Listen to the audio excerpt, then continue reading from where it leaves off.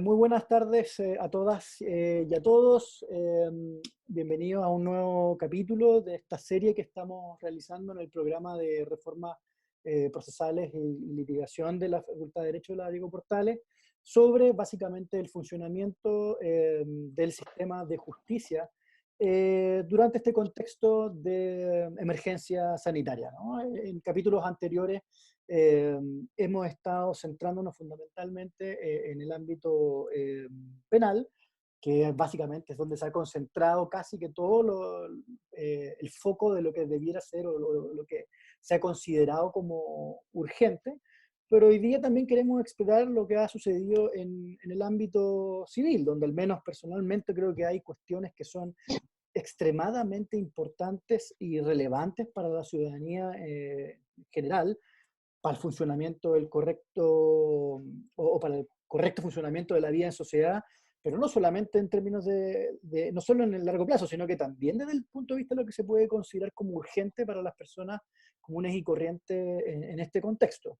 Entonces, para ello quiero primero que todo presentarle a nuestro invitado de hoy, que es el magistrado Ricardo Núñez del 11º Juzgado Civil de Santiago, a quien le agradecemos enormemente su disposición a participar en este programa, en este capítulo, y además porque el magistrado Núñez publicó una muy interesante carta en el Mercurio en el pasado 15 de abril, básicamente sobre cómo podemos aprovechar esta contingencia, ¿no?, para avanzar en la incorporación de tecnología, en la modernización del servicio de justicia, pero pensando también en la ciudadanía. Entonces, ya vamos a hablar de eso. Eh, Magistrado, le doy el pase si quiere saludar a nuestro público antes de entrar a terreno.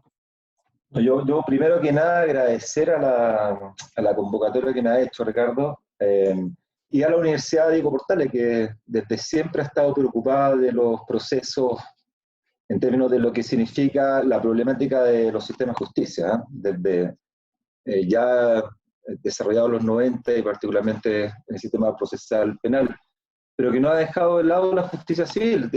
Cada cierto tiempo se escriben artículos en las revistas de la universidad respecto a este tema, y uno agradece eso porque en realidad, y con esto quiero partir diciendo algo, digamos, es que se tiende a pensar que la justicia civil es la justicia de los ricos, digamos, ¿ah? La justicia de los grandes contratos, de los grandes juicios, los grandes estudios, cuando la verdad sea dicha, es que probablemente esa visión, claro, puede haber sido allá por los años 40, pero hoy día el acceso a la justicia es una cuestión que en justicia civil tiene muchas repercusiones y muchas líneas de acción. Entonces, eh, transformar esa mirada a la justicia civil es bien relevante porque cambian los sujetos, cambian las perspectivas, los paradigmas de funcionamiento. Y probablemente en el 2020, digamos, estamos en un eje que nos permitiría, creo yo, dar pasos importantes en reconceptualizar la idea de justicia civil. ¿Y por qué te lo planteo? Porque, claro, los grandes juicios, claro, están en justicia civil, pero también están en la CAM, digamos, en la Cámara de Arbitraje de Santiago. Pero cuando uno ve cómo se comportan los sistemas de justicia, cita fallos o decisiones de los tribunales ordinarios, ¿eh? Entonces ahí creo yo que radica la importancia, ¿eh? En tener una buena justicia civil, ¿eh? Sin duda. Y si te parece, toquemos ese tema a propósito después de tu carta. Partamos, para que vayamos por paso a paso. Hablemos un poco sobre el funcionamiento entonces de los juzgados civiles y sobre todo el tuyo, en el fondo como la experiencia a partir de tu tribunal. ¿Cómo está funcionando hoy día el 11º Juzgado Civil de Santiago en términos de su personal, digamos, qué tipo de actuaciones están haciendo presencialmente o todas a través de las oficinas virtuales? ¿Cómo está funcionando hoy día? Mira, voy a poner un poco de contexto, porque tuvimos noticias, como todos sabían en este país, digamos, de que se acercaba esta pandemia, digamos, en su minuto, y esta crisis sanitaria. Y yo te diría que la primera quincena de marzo nosotros empezamos a perspectivar que esto iba a ser más o menos grave, y en ese sentido entonces organizamos el Tribunal Civil en primer lugar desde un punto de vista tecnológico. Pedimos las claves de todo el mundo, somos 20 los que trabajamos ahí, para que todos tuviésemos acceso remoto a nuestros sistemas de trabajo. Y bueno, la primera cosa que nos pasó, digamos, aparte de tener una discusión con la KPJ para poder obtener los correos, fue que, bueno, las conexiones de internet la gente no las tenía todas en su casa o los computadores necesarios. Así que en esa primera quincena lo que hicimos, digamos, fue preparar y capacitar a la gente para que trabajara desde su casa y conseguir que nos pasaran los equipos para que fueran llevados a los domicilios de las personas y poder instalar los trabajos ahí. Entonces mi tribunal hoy día funciona básicamente el 100% todo vía remota. Tenemos un protocolo de funcionamiento que trata de respetar los mismos horarios que teníamos cuando funcionábamos en el edificio y midiendo el despacho que nos llega diariamente, sin tener ningún tipo de restricción a la tramitación. Porque fue una de las preguntas que nos hicimos en los inicios. Bueno, ¿qué tramitamos, digamos? Porque, bueno, la justificación para no tramitar nada está a piel.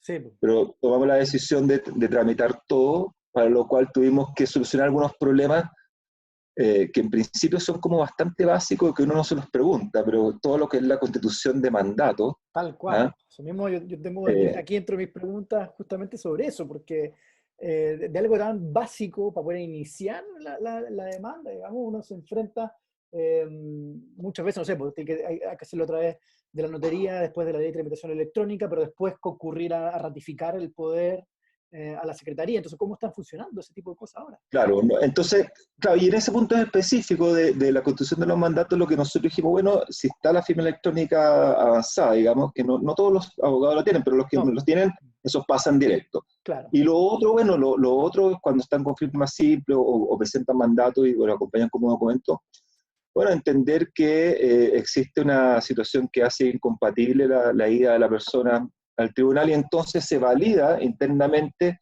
chequeando los antecedentes de las personas con los RUT y si el abogado es abogado. Y con eso entendemos que se cumple el requisito y bueno, después la parte podrá eventualmente alegar algún tipo de vicio, digamos. Claro, claro. Claro, y eso en materia de mandato lo solucionamos más o menos fácil, te diría yo. Y lo otro es que el tema de los documentos, en materia ejecutiva básicamente que son documentos fundantes, nos valemos nosotros del documento que está acompañado a través de la oficina judicial virtual. Y con eso proveemos. Lo que sí establecimos un hito, digamos, que es que eventualmente si hay que hacer retiro de especies o remates, el abogado está percibido en la resolución para que acompañe el documento original, porque nos parece que en ese caso no vamos a avanzar más allá, esperando además que esto sea más o menos transitorio, digamos que imaginamos la primavera del 2020, nosotros ya estar más o menos ya más regularizados en nuestras funciones. Y entonces eso, nada, dime, sí. No, te preguntaba que eso, ¿cómo lo harían? Tendría que ser presencial, digamos. Claro, exactamente. Entonces, lo que planteamos en un principio, que durante los meses más duros, digamos que en marzo, abril a mayo, junio, no tenemos gente en el tribunal, porque además Santiago está en cuarentena, entonces no podemos entrar gente. Pero cuando se levante la cuarentena de Santiago, tenemos perspectiva de hacer turnos de atención de público, particularmente para dar respuesta a algunas cosas que están dando vuelta, digamos que es la entrega de cheques, o algunos documentos que tienen que ser entregados porque las partes lo requieren para hacer algún tipo de gestiones. Entonces ahí vamos a establecer un turno que ya más o menos lo tenemos establecido imagino que 2 veces a la semana, que el juez, digamos, ya con una persona más para efectos de entregar los documentos. O sea, Así que en eso estamos. Todas esas cosas como que requerirían sí o sí actividad presencial, las están dejando para cuando se estima que van a ser los meses ya luego del pic, digamos. ¿No? Claro, lo que pasa es que, exacto. Lo que pasa es que yo diría que hay dos temas que hay que tener en consideración. Primero, que la instrucción que dio la Corte Suprema en el Acta 53 es básicamente tratar de que la menor cantidad de gente esté trabajando en los tribunales, básicamente todo lo que significa el traslado de las personas a su centro de trabajo. Claro.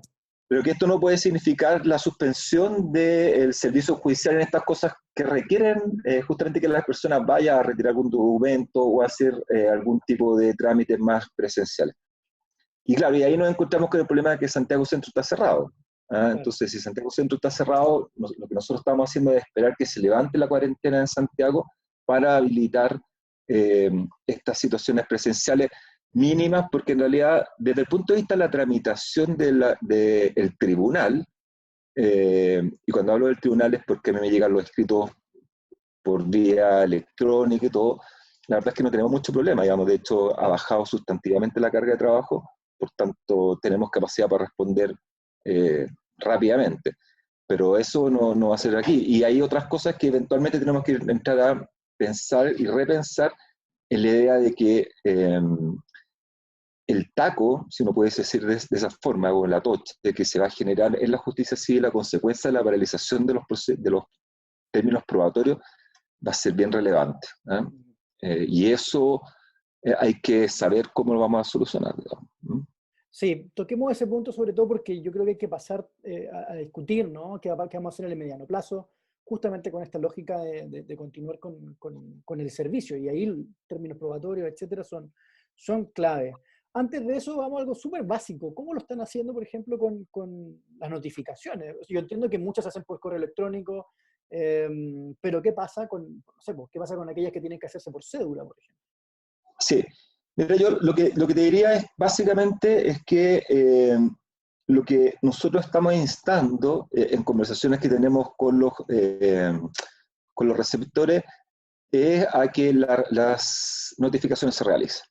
Esa es nuestra perspectiva, digamos. Nosotros seguimos produciendo resoluciones, cosas que se notifiquen, y en ese sentido las conversaciones formales o informales que hemos mantenido con los receptores, digamos, es a que se logren hacer ciertas distinciones. Porque la notificación en un juicio que ya está funcionando, bueno, no tiene mayor complejidad, se deja la cédula, en tanto la comuna no esté con cuarentena, y eso funciona, no hay problema. El problema son las notificaciones, las primeras notificaciones, en donde requiere que la persona sea requerida, por ejemplo, los juicios ejecutivos. Claro, entonces la oficina del receptor está en Santiago, entonces se nos produce el problema de que la persona no va a poder eventualmente ir a la oficina del receptor, y en ese sentido entonces concordamos, por lo menos yo lo que conversé con los receptores, es que cualquier tipo de requerimiento personal se realice una vez que Santiago esté fuera de cuarentena, digamos, para que pueda ser efectivamente algo real que la persona pueda ir a ser requerida o pagar o enervar la acción. Sí. Pero claro, tenemos un problema porque los receptores necesitan trabajar, los juicios necesitan moverse, y bueno, hay que estar chequeando de qué es lo que va pasando, digamos. Efectivamente tenemos un tema con la georreferenciación de las notificaciones, que nos permite también ir chequeando que sean correctamente por las fechas, por la época en que nos hayan realizado en zonas de cuarentena, porque nos parece que ese puede ser un límite relevante. Sí, ¿no? Y en relación con los receptores, ¿cómo lo están haciendo con las testimoniales, absolución de posiciones? Mira, lo que nosotros planteamos desde el inicio, en el protocolo que hicimos como tribunales civiles, antes del acta 41 incluso y de la acta 53, es que nosotros dijimos, bueno, hay que disminuir la presencialidad de la gente, pero esto no significa suspender el sistema de justicia. Y entonces definimos que hay ciertas audiencias que se deben desarrollar porque hay que darle continuidad a los juicios. Y definimos en su minuto, en ese minuto estábamos en los inicios de este tema, digamos, y definimos, por ejemplo, audiencias que se debían desarrollar las de los juicios de arrendamiento. Porque estimamos que el juicio de arrendamiento es un juicio bien complejo en la perspectiva socioeconómica, porque en general quien demanda es aquella persona que tiene un inmueble que destina al arriendo y que probablemente esa renta es la jubilación o un suple de su remuneración. Entonces es muy relevante que eso se desarrolle. Y eso quedó un poco estancado, esa era nuestra decisión, así lo desarrollábamos, pero quedó un poco estancado con la dictación de la ley Exacto. 21.126, porque en definitiva lo que hace esa ley es que no inhibe la realización del comparendo, por supuesto, pero inhibe la realización del probatorio, que en el juicio sumario Es es más todo. concentradísimo va todo. Entonces, tenemos un problema en los inicios con los juicios de arrendamiento, pero lo que significa el desarrollo o el cumplimiento de los juicios sumarios, estamos funcionando en términos normales, digamos, por lo menos en el tribunal. O sea, si hay que efectuar lanzamiento y decretarlo, lo ejecutamos, digamos. Y también reconociendo que la persona tiene acceso al sistema para presentar la petición de extensión por 30 días, que es la que contempla la ley. ¿Ah? Ese es otro tema, porque además los arriendos, hasta en la ley actual, si no me equivoco, es hasta 2 UTM o 3 UTM el monto del arriendo, además se pueden presentar sin abogado. Exactamente. Yo por ahí tengo algunos datos que muestran que eso es excepcional. En general la gente no concurre mucho personalmente pudiendo hacerlo. Yo creo que hace sentido, ¿no? Por la complejidad, por lo que significa ir a tribunal, etcétera. Pero de todas maneras, y como para reforzar lo que tú dices, que es clave que esas audiencias se puede seguir haciendo, sobre todo en el contexto actual, ¿no? En que hay gente que ve mermada su ingreso, etcétera, donde probablemente muchas veces el dinero que recibe viene de esos arriendos que tiene. Entonces, la pregunta es, luego de esos problemas iniciales, ¿cómo están hoy día? ¿Están pudiendo realizar este tipo de juicio? No, lo que estamos haciendo es permitiendo la primera notificación Perfecto. y poniendo que la audiencia se va a desarrollar en el contexto de lo que establece la ley, es decir, 10 días siguientes Claro. del término del estado de excepción. Porque eso nos permite que esté emplazada la parte y luego lo tenemos agendado, digamos, para identificar estos juicios para poder hacer el decreto de que se desarrolle la audiencia pertinente. ¿Ah? Ahora, claro, lo que pasa, además, es que tenemos un problema en ese tipo de juicios que se inician con el primer comparendo, porque hemos hecho estamos avanzando en la realización de comparendos de conciliación u otro tipo, digamos, o la ley 20.720. Pero lo que hace la diferencia es que tenemos la información del demandado. ¿Ah? Tenemos dónde ubicarlo, tenemos correo electrónico y por eso podemos gestionar la realización de la audiencia.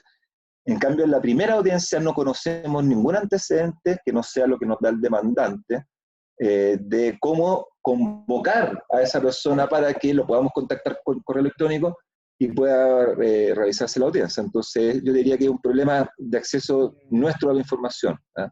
Mira, interesante eso. Y cuando las pueden hacer, en este otro caso, lo hacen vía Zoom, ¿o qué están usando? Sí, sí, sí. Bueno, claro, en la precariedad de la justicia civil, ¿ah? No, fíjate que hasta la semana pasada solo disponíamos de una cuenta de Zoom Pro. eh, Pro, exactamente, y que logramos sacarla para los efectos de la ley 20.720, porque esa ley también, que parece ser también una cosa así como media sofisticada, tiene dos cuestiones que son trascendentales: todos los procedimientos de reorganización Mm, de empresa, en donde hace 2 semanas el 21 juzgado civil hizo la de ABCDIN, que si no se hacía significaba la cesantía de 4.000 trabajadores.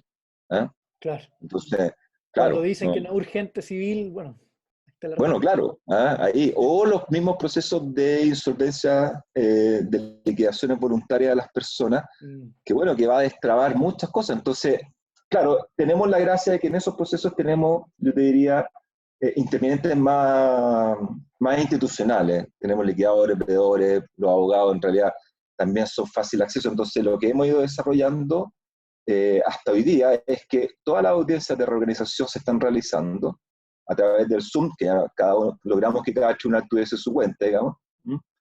Y en los de liquidaciones de personas voluntarias estamos desarrollando las primeras, digamos. ¿Ah? Oye, Porque la primera es la que hace que el sistema de protección justamente del deudor se haga efectivo. sí, a ese punto quiero ir en términos de funcionamiento común.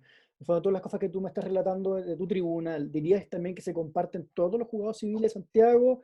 ¿Cómo se coordinaron? Porque yo sé que hubo un protocolo bien al inicio, como aquel que tú mencionabas ¿Mm? antes, pero ¿cómo están hoy día? ¿Hay un nuevo protocolo? ¿Están funcionando bien todos? ¿Cómo?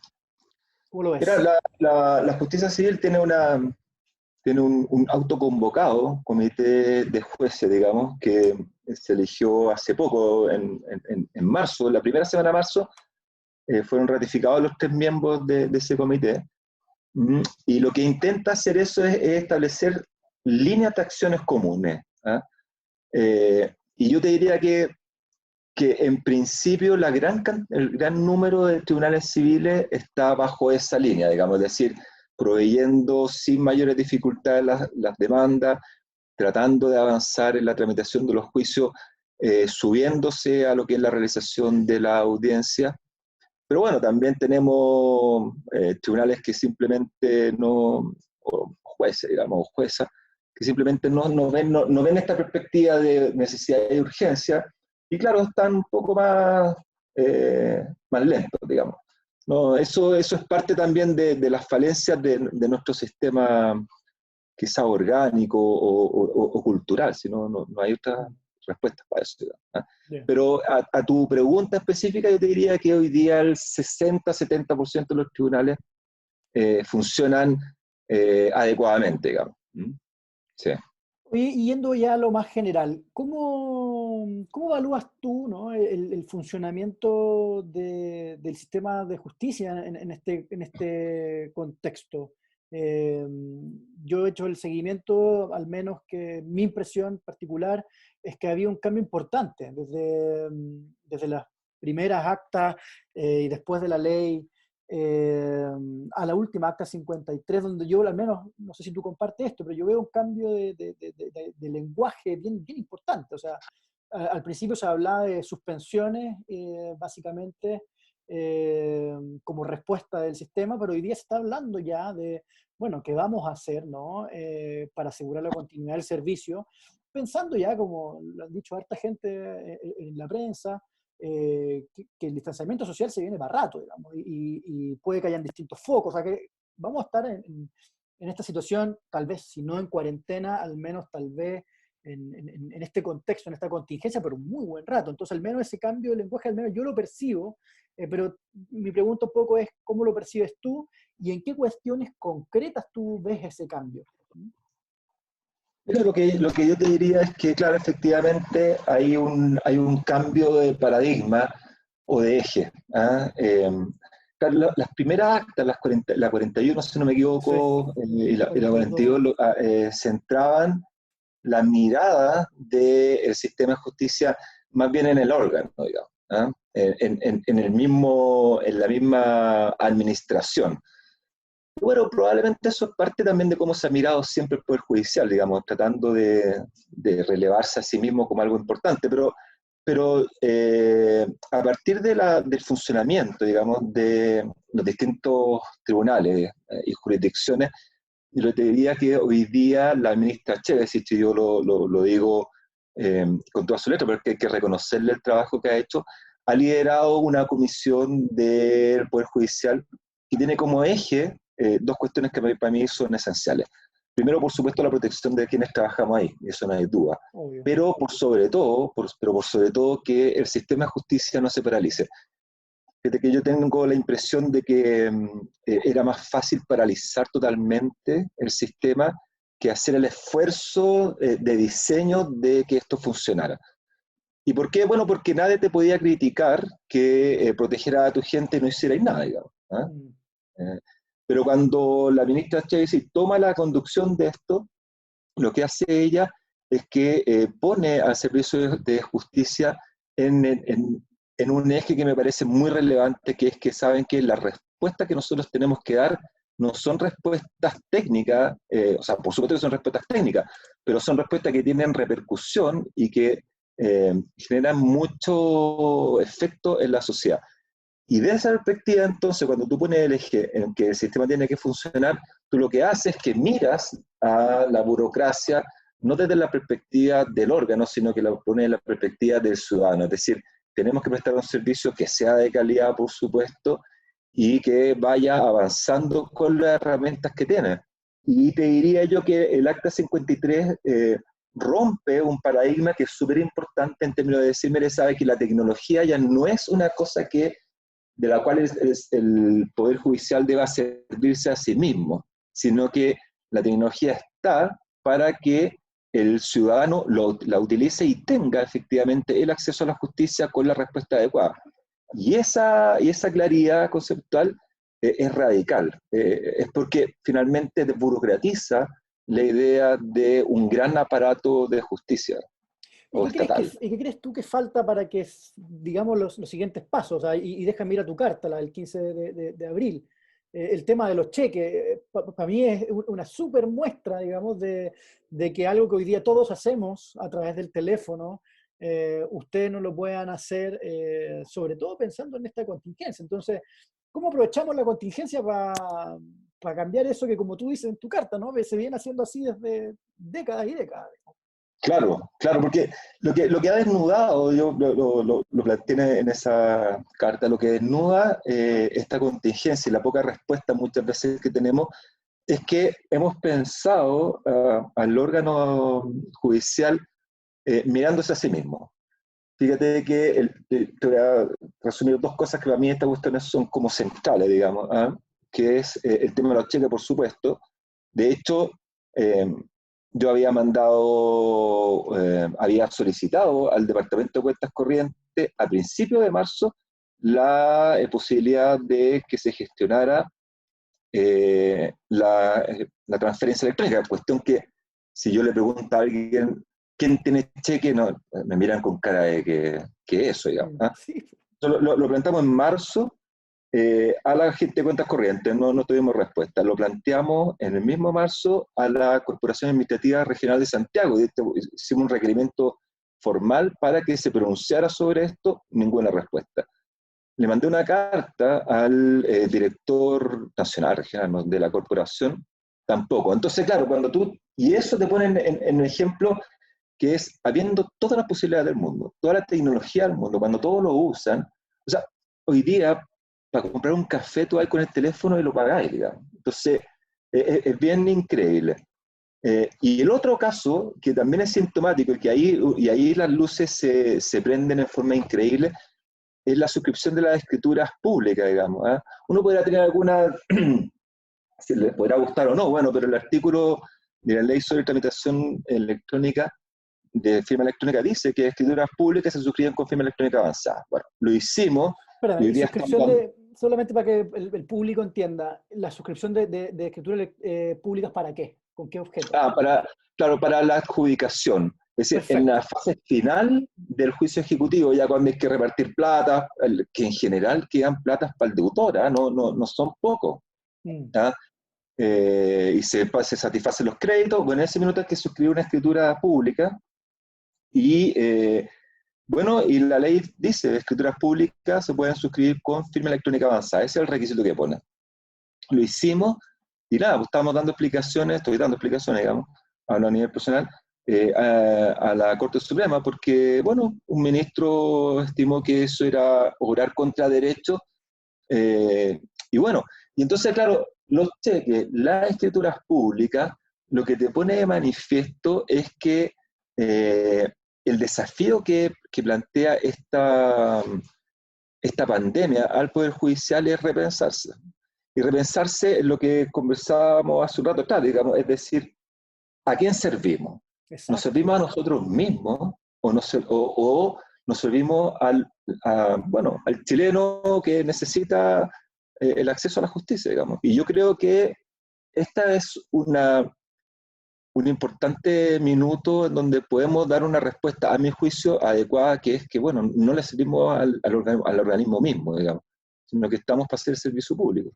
Sí, y es una ¿Mm? buena oportunidad para aprovechar a repensar dónde ponemos los ejes, ¿no? Y yo creo que en ese tipo de cosas, o sea, lo que tú nombras, suscripción de escrituras públicas para subasta, etcétera, y cheques, son, yo diría, dos cuestiones fundamentales en este contexto de pandemia. Y que si no se nos muere la gente del virus, se nos puede morir también de inanición, o sea, o de perder sus Claro. bienes, que también son cosas muy, muy urgentes. Entonces, Pero, hace repensar hacia eso, ¿no?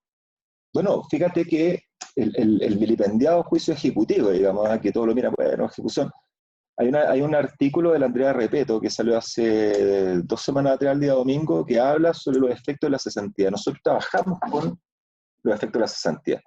Y un juicio ejecutivo mal llevado, un juicio ejecutivo mal desarrollado, lentamente realizado, perpetúa la pobreza y son 2, 3 generaciones de gente. Entonces, con eso es lo que trabaja la justicia civil, y por eso te decía que la justicia civil de los grandes contratos, de las grandes taxaciones, sí, tenemos juicio, pero es este el eje donde yo creo que debemos centrarnos y repensar justamente cómo avanzamos. Si no, no se trata de renegar de todo lo que hemos hecho, por supuesto que no, pero se trata de pensar que estamos en una oportunidad histórica, te diría yo, para mirar el proceso civil sin reforma, porque yo no me hago la expectativa de que haya una reforma pronto, ¿eh? Pero cómo con lo que tenemos podemos dar mejores respuestas, centradas en el ciudadano, no en el organismo mismo. ¿Eh? Sí, mira, hay una amiga mía que dice que uno sin rol en el Poder Judicial no eres nadie. Claro, o sea, intenta obtener información sin el rol. O sea, no, Sí, es imposible, es sí, imposible. Y ese es un paradigma brutal. sí, Y una vez sí, discuten, no, si somos súper transparentes, me dicen, sin rol, nada. sin rol nada. Es verdad, es Es verdad. verdad. Muy interesante, te lo agradezco mucho, magistrado Núñez, porque nos lleva a eso, a decir, bueno, estamos en una crisis, hay que ver cómo lidiamos con esta crisis, pero las crisis también son oportunidades, y de esto también se puede tal vez acelerar muchísimo cuestiones que venían súper lento, digamos. ¿Mm? Sí. Se puede ser como catalizador, digamos, de ciertas cuestiones que parecen súper necesarias. ¿Mm? Yo creo que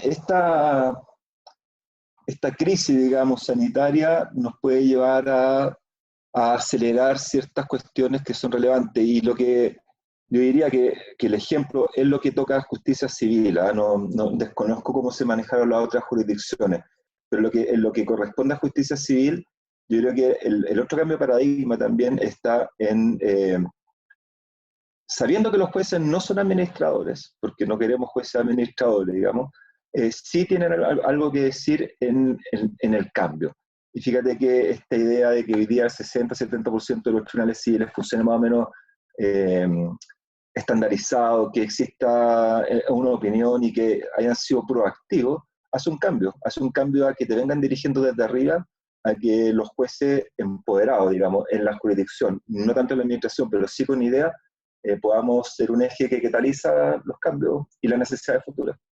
Buenísimo. Agradecemos entonces la participación y nada, y dejar invitados también a nuestro público que pueda seguir este y los demás capítulos que sin duda seguiremos publicando sobre el funcionamiento del sistema de justicia en este contexto de crisis sanitaria. Muchas gracias, magistrado Núñez.